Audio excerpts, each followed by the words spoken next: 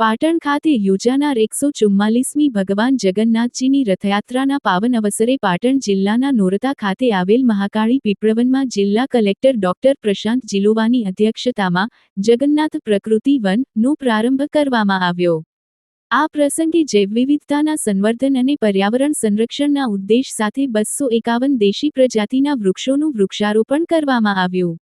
આ કાર્યક્રમમાં જિલ્લા કલેક્ટર ડોક્ટર પ્રશાંત જીલોવા, પિયુષભાઈ આચાર્ય, મહાકાળી મંદિરના મહંત શ્રી દેવગીરી બાપુ, વિનોદભાઈ જોશી, અશ્વિનભાઈ જોશી, પાટણ નગરપાલિકાના ચેરપર્સન માનસીબેન ત્રિવેદી, નોરતા ગામના સરપંચ વિજયભાઈ પટેલ, દિવાનજી ઠાકોર, તલાટી સરસભાઈ ડોડિયા, શહેર ભાજપ પ્રમુખ હર્ષ પટેલ, કિશોર મહેશ્વરી, માંડોત્રી સ્કૂલના વિદ્યાર્થીઓ, કલ્પેશભાઈ નાડોદા સહિત મોટી સંખ્યામાં પર્યાવરણ પ્રેમીઓ ઉપસ્થિત રહ્યા હતા। કાર્યક્રમ દરમિયાન ભગવાન જગન્નાથજીની આરતી તથા મંત્રોચ્ચાર સાથે વૃક્ષારોપણ કરવામાં આવ્યું। જિલ્લા કલેક્ટર ડોક્ટર પ્રશાંત જીલોવાએ પોતાના સંબોધનમાં આર્યાવ્રત નિર્માણ દ્વારા હાથ ધરવામાં આવી રહેલી પ્રકૃતિ સંરક્ષણની પ્રવૃત્તિઓની પ્રશંસા કરી હતી। તેમણે જણાવ્યું હતું કે પ્રકૃતિનું જતન સમયની આવશ્યકતા છે અને વધુમાં વધુ લોકો પર્યાવરણ સંરક્ષણના કાર્યોમાં જોડાઈ હરિયાળું અને સ્વચ્છ પર્યાવરણ નિર્માણમાં સહભાગી બને।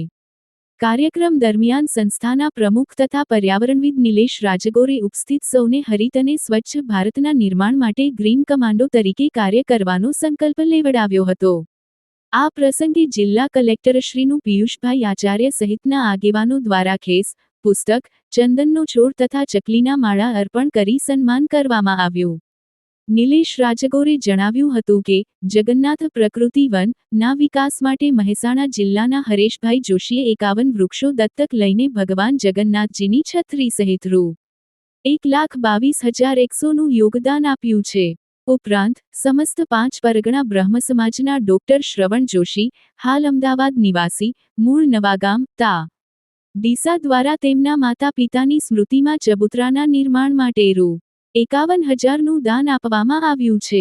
ઉલ્લેખનીય છે કે જગન્નાથ પ્રકૃતિ વનમાં પીપળો, વડ, ઉંબરો, લીમડો, આંબલી, રાયણ, જાંબુડો, પારિજાત, કદમ, અર્જુન, મહુડો, ખીજડો, ચંદન, દેશી આંબા, આંબળા સહિત આશરે 100 પ્રકારની દેશી અને જૈવવિવિધતા સમૃદ્ધ પ્રજાતિના વૃક્ષોનું વાવેતર કરવામાં આવી રહ્યું છે, જે પર્યાવરણ સંરક્ષણ અને જૈવવિવિધતાના સંવર્ધનમાં મહત્વપૂર્ણ યોગદાન આપશે। અહેવાલ કે.પી. ઠાકોર।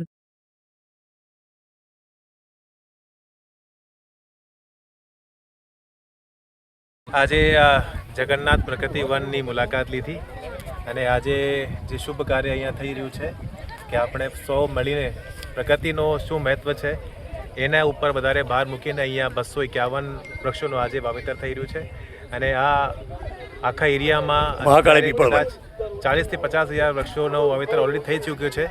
તો આમાં અમે બધી ટીમને ખૂબ ખૂબ શુભેચ્છા અને અભિનંદન પાઠવીએ છીએ કે જે રીતે એ લોકો પ્રકૃતિને ઉપર જેટલે વધારે ભાર મૂકીને કામ કરી રહ્યા છે એ રીતે આગળ વધે અને ખૂબ ખૂબ શુભેચ્છા। Thank you.